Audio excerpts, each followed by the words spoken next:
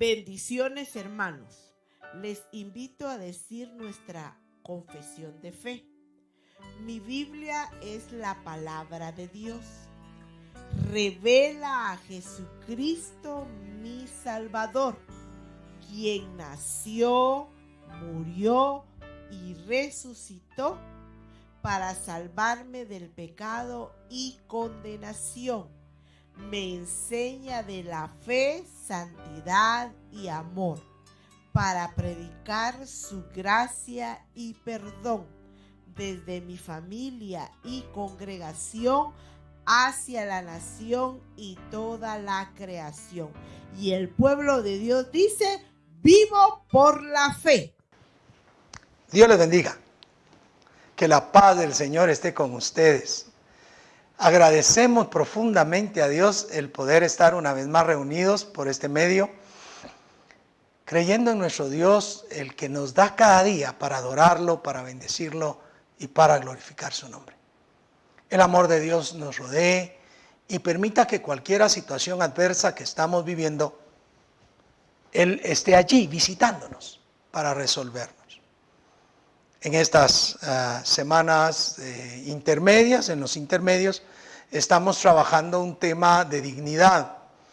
Y un tema de dignidad que necesariamente nos debe llevar al fracaso, al quiebre que el hombre hizo de la dignidad que Dios lo recubrió. Ya el pasado día estuvimos hablando de cómo esa dignidad se veía desquebrajada por el pecado. Cómo la mujer, siendo engañada por la serpiente astuta, da a su marido de comer el fruto y ambos entonces se encuentran desnudos en el huerto y de repente aparece Dios paseándose en el huerto y el hombre escucha la voz, se esconde, tiene miedo. Ahora, aquella dignidad de comunión que tenía con Dios, ahora se ve lastimada, se ve ofendida. Y nos quedamos pensando en esa pregunta que el capítulo 3, verso 9 del Génesis hace con respecto a esa situación. Mas tú, oh hombre, ¿dónde estás? Y antes de desarrollar esta siguiente parte, yo sí quiero preguntarte con todo amor, con todo afecto, con toda honestidad, ¿dónde estás? No me refiero a que estés en tu casa. No me refiero a que estés trabajando. Me refiero a la postura de tu corazón, a la postura de tu fe, a la postura de ese diario vivenciar. ¿Dónde estás tú? ¿Estás teniendo confianza? ¿Estás teniendo certeza? ¿Tienes lleno tu corazón de la profunda paz de Dios a pesar de las situaciones que estamos viviendo? ¿O te sientes solo, sola, angustiado, angustiada, triste, menesteroso, menesterosa, sin fe, sin esperanza? Eso es producto del pecado. El hombre solamente se esconde de Dios cuando está con pecado. Si algo impide que el hombre continúe teniendo buena comunión con Dios, es el pecado que éste está realizando. Y me podría decir alguien: yo me siento solo, me siento sola y no estoy pecando. Pero yo le invitaría a esa persona: siéntese, platique con Dios, escudriñe sus caminos, porque no hay algo que nos separe del amor y misericordia de Dios, sino el pecado. A veces uno tiene rencor, tiene odio contra las personas. A veces tiene aquella situación que dice uno, yo no me meto con él, no me meto con ella, pero lo estoy evadiendo, lo estoy rechazando. No, prefiero no hablar con él porque me enoja. Entonces, para evitar, dicen las personas. Y ese para evitar es odio, rencor disfrazado. Por eso les pregunto, ¿en dónde están? ¿En dónde están parados? ¿En dónde está parada su vida espiritual? Habiendo dicho eso y esperando que cada uno se medite, se conforte con el Señor, hemos de reconocer entonces que el pecado ha destruido la relación espiritual entre Dios y los hombres. Pero no solo eso. El hombre fue hecho a imagen y semejanza de Dios. Y esa semejanza, la cual desde el principio hemos señalado como parte de eso interior que Dios puso en nosotros, ahora se ve deteriorado. El diálogo siguiente, el que vamos a tratar, nos desvela cómo fue deteriorada esa dignidad, el efecto del pecado, cómo deteriora la dignidad que Dios nos había dado. Y entonces, ya desquebrajada esa dignidad, Dios tiene que tomar medidas para que el hombre comience a darse cuenta que desobedecer al Todopoderoso trae efectos irremediables. Así, en ese orden de ideas, nos vamos al capítulo 3 de Génesis, versículo 10, en el cual podemos leer: y él respondió, es decir, el hombre, oí tu voz en el huerto y tuve miedo porque estaba desnudo y me escondí. A ver, recordemos que uno de los principios creacionales de dignidad implicaba la transparencia entre el hombre y la mujer, de tal manera que los dos andaban desnudos y ninguno se avergonzaba. Ninguno. Ellos no tenían ningún tipo de temor, ningún tipo de problema de mostrarse tal cual eran,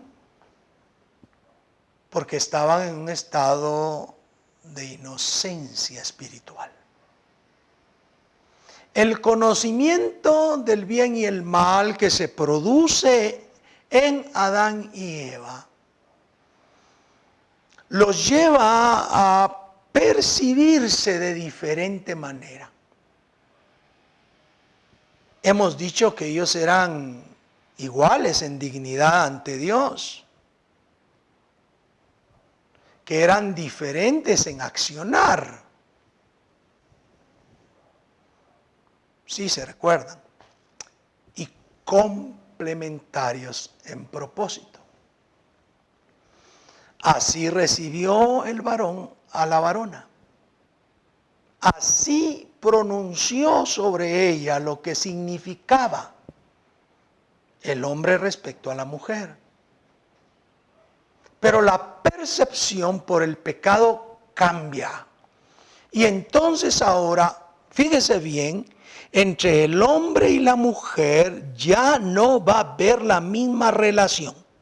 No va a existir la misma relación porque la dignidad con los elementos que he mencionado se rompió. Y entonces están desnudos. Y el hombre, el varón, dice, estoy desnudo, pues ya no puedo andar con mi mujer desnuda enfrente, o yo mostrarme enfrente desnudo. Entonces, mucho menos lo puedo hacer delante de Dios. Y oye la voz de Dios.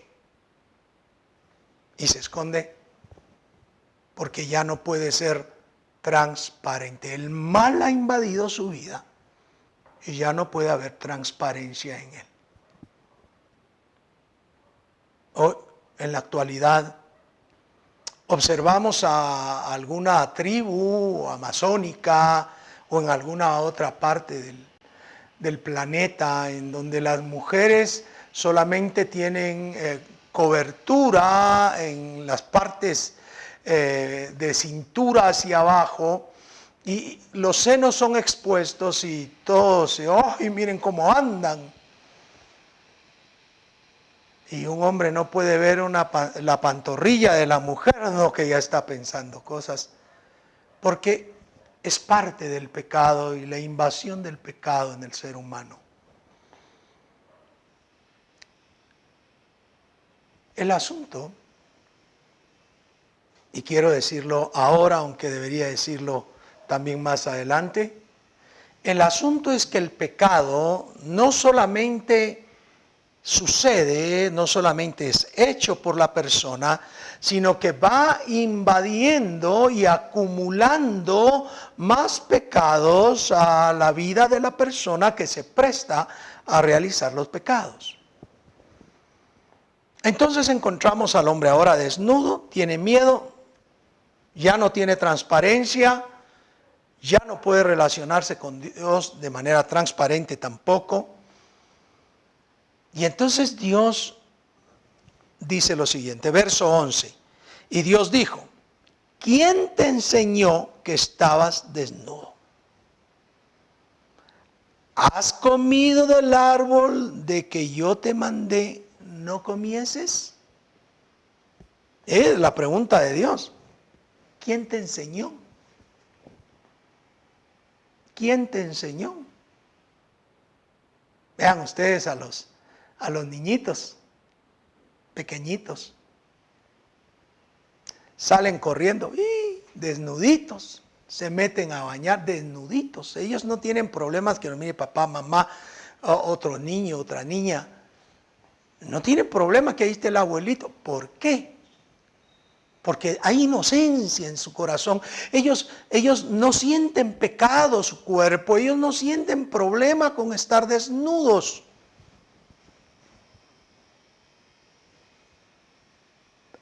Pero ahora los adultos comienzan, cuando llega un amiguito, otra amiguita, y están, no, cuidado, no se pueden ver desnudos. Y les comenzamos a enseñar que hay que cubrirse, porque ya nosotros, con el paso de miles de años, nos hemos llegado a creer que la dignidad es esta, estar vestidos. Pero al principio, la dignidad era estar desnudos. Espero que ninguno vaya a creer, el pastor dice que hay que estar desnudo. No estoy diciendo eso. Al principio, en la creación, esa era la dignidad. Pero el pecado la rompió, la desquebrajó, la inutilizó en nuestra vida. Y ahora ahora que se ha hecho de boga estar diciendo la nueva normalidad, pues la nueva normalidad desde hace siglos es vestirnos. Y cada vez parece que a algunos se les olvida y comienzan a vestirse con cositas muy chiquitas, enseñando partes de su cuerpo que no deberían. Pero eso, entonces ahora, lo vemos totalmente pecaminoso. Pero lo que va importando acá es que Dios pregunta, ¿quién te enseñó? ¿Quién te enseñó? Y la conclusión única, que él mismo por eso la repite, ¿has comido del árbol que yo te dije que no comieras? O sea, pareciera que fue una pregunta retórica. ¿Quién te enseñó? La única manera es haber comido del fruto que te dije que no deberías de comer. Lo único que te puse por prohibición para tener toda esta dicha era obedecer. ¿Qué está pasando? Y entonces el hombre respondió, verso 12, y él respondió, la mujer que me diste por compañera me dio del árbol y yo comí. Ay, Señor. A ver. las características, los segmentos de nuestra alma, racionalidad, emocionalidad y voluntad. Fíjese bien, ¿era razonable que la mujer le diera de comer algo? Sí, razonable. Para nosotros es más razonable porque dentro de la historia parece ser de que a la mujer se ha puesto a que dé los alimentos, aunque muchos de los grandes maestros de cocina en el mundo son varones. Pero él dice, la mujer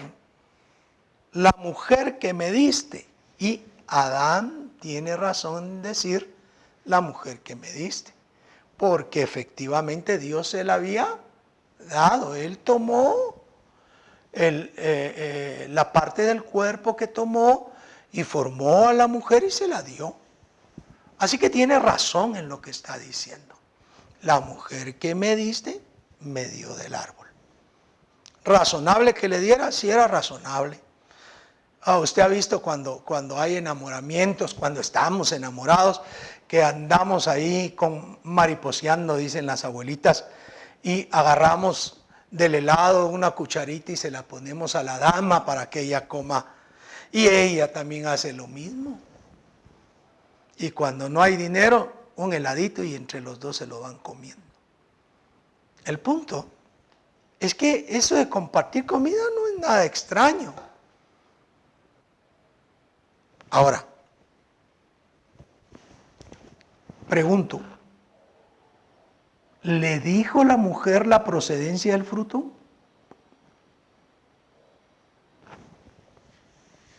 ¿Le habrá dicho, mira, yo ya lo comí, no me morí? ¿Le habrá dicho, mira, la serpiente me habló? Lastimosamente la narrativa no dice nada. La mayoría que interpreta la Biblia acá, de alguna manera viene y deduce que ella tuvo que haberle dicho. Pero no se ve. Así que lo que observaría en principio es que el elemento voluntad de su alma se sometió, se sujetó a la voluntad de la mujer. Como también el elemento voluntad de la mujer se había sometido a la voluntad de la serpiente al ser engañada. Porque racionalmente el ataque de la serpiente hizo creer a la mujer que era un fruto que les daría capacidad de ser semejantes a Dios. Y en esa semejanza a Dios encontrarían entonces beneficios. Racionalmente ella sucumbe ante la racionalidad de la serpiente, pero también su voluntad es sometida. Y ahora vemos al hombre sometiendo su voluntad a la voluntad de la mujer. Déjeme decir esto. Uno de los grandes problemas matrimoniales es que el pecado ha ido invadiendo tanto a la humanidad que hay hombres que anulan totalmente a su mujer, a la esposa, al cónyuge, como quiera llamarle, porque ellos deciden y cada vez que ella quiere hablar, ¡pum!, la opacan, la callan y ella no puede hablar. Su voluntad está totalmente sometida a la voluntad del varón. En la actualidad, las mujeres liberales dicen, yo no voy a aguantar un hombre que no me deje hablar, o las feministas hacen protestas contra el dominio del varón. Ahora ya hay algunos movimientos de corte machista que tratan de liberarse de la opresión de la mujer. ¿Por qué? Porque el pecado ha invadido y entonces se genera una lucha de someter la voluntad del otro a mi voluntad. Así que puedo decir que hay dos tipos de luchas que se comienzan a gestar en este momento. Por un lado, más adelante lo dirá la Escritura, la lucha entre la simiente de la mujer y la simiente de la serpiente. Pero también la lucha entre el hombre y la mujer por someterse el uno al otro. Entonces encontramos acá que cuando él dice, la mujer que me diste por compañera me dio del árbol y yo comí, lo único que está haciendo es reconocer que su voluntad ha sido sometida por la de la mujer y que la voluntad de la mujer al sobreponerse sobre la suya le llevó a la desobediencia de Dios. Querida hermana, querido hermano, amigo que nos estás viendo, debes de tener cuidado, sí. Porque ni tu esposo, ni tu esposa, ni tus hijos, ni tus vecinos, ni ningún ser querido tuyo debe influirte para desobedecer a Dios. Tú tienes responsabilidad ante Dios de manera personal. Así que debes obligatoriamente obedecer a Dios antes que a los hombres. Todo intento de no obedecer a Dios por influencias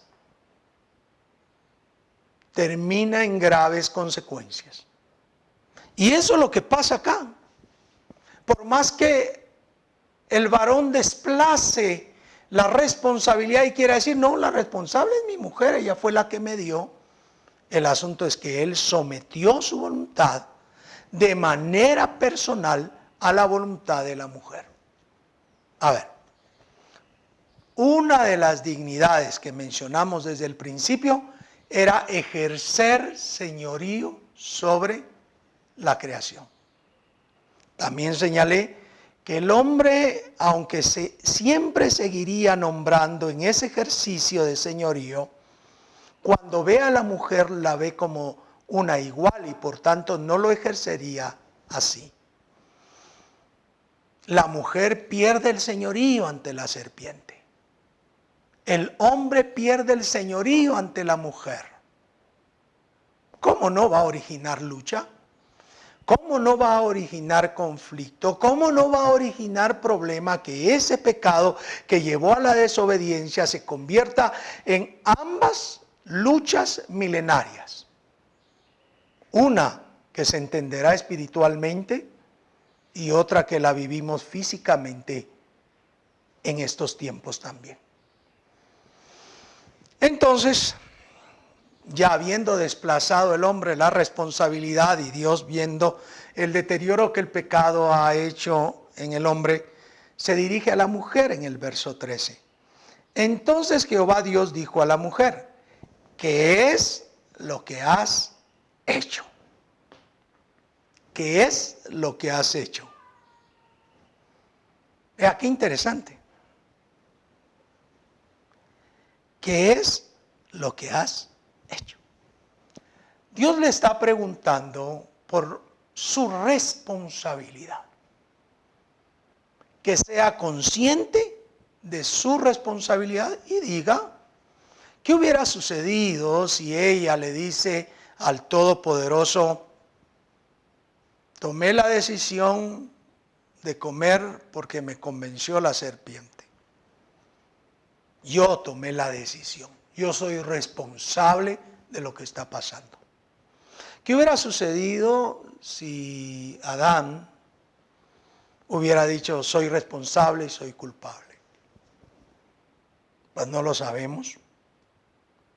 Pero no hubiera sido el mismo efecto del desplazamiento que ellos hacen en lugar de ser responsables. Porque la mujer desplaza también y dice, la serpiente me engañó y comí. Bien. Si fue engañada, no es tan culpable, porque la engañaron. Pero dentro de nuestra voluntad, tenemos la capacidad de elección. Dentro de la racionalidad, tenemos la capacidad de discernir. Y dentro de la emocionalidad, tenemos la facultad de dar o no nuestro afecto. Así que lo que está diciendo ella es todas las capacidades buenas de mi alma se han distorsionado. Se han distorsionado. Oh, qué tremendo. No solamente le estaba echando la culpa a la serpiente. No solamente estaba diciendo ella me engañó, estaba señalando a sí misma un deterioro absoluto de todo lo que ella había recibido por bondad. Las dignidades se destruyeron por causa del pecado. ¿Sabe? Este pasaje del capítulo 3 aprieta la emotividad. Porque da tristeza el ser humano que no puede autocontenerse, que no puede tener dominio propio, que sujeta su voluntad a quien no debe sujetarla, que no razona, sino se deja llevar por la emoción del momento. Vea aquel ser glorioso, el corolario de la creación que Dios formó con tantas dignidades.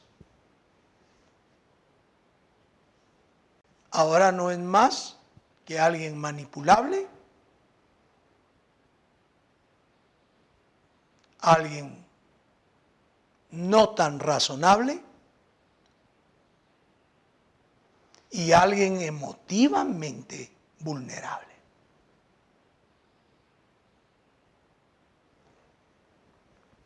En estos breves versos del capítulo 3, la humanidad se aparta de Dios, de su comunión, de sus mandamientos, que era uno en ese momento, no coman. La dignidad se rompe por el pecado. Te pregunto a ti, mi amado hermano, mi amada hermana, amigo que nos ves, ¿cuánto se ha deteriorado tu vida por el pecado? ¿Cuánto le has dado libertad al pecado? ¿Cuánto destruye? ¿Cuál es el efecto del pecado? Aquí estamos viendo la declaración del pecado y cómo sucedieron los hechos, pero la próxima vez que nos reunamos estaremos hablando de el castigo de Dios dado a ese pecado. Pero Dios no va a castigar la razón, no va a castigar la capacidad de evolución o la voluntad.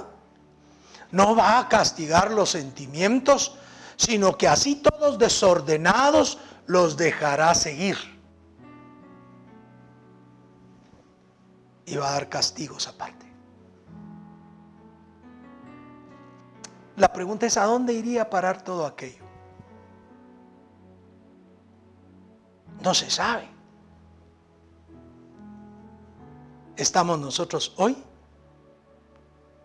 y la gente no entiende, y perdón, a veces nosotros no entendemos que rompemos nuestra dignidad, la dignidad que Dios nos dio cada vez que pecamos. Y que el pecado que añadimos a nuestra vida deteriora y continuará deteriorando nuestra vida.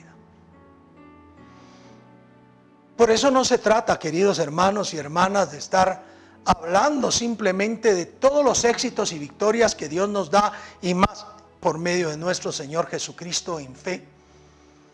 Porque muchas veces nosotros perdemos el piso.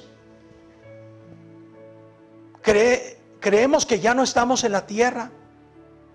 Y aunque debemos ejercitarnos en la vida eterna y vivir en la vida eterna, la verdad es que aún somos tentados, aún somos probados y aún debemos demostrar nuestra obediencia al Todopoderoso. Y debemos vivir trabajando esa dignidad, recordando que Dios es justo,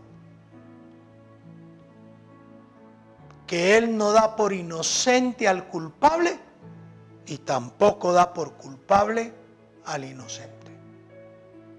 Y por ello quiero terminar invitándote que si hay algo que te está causando problema, algún pecado que te esté causando problema,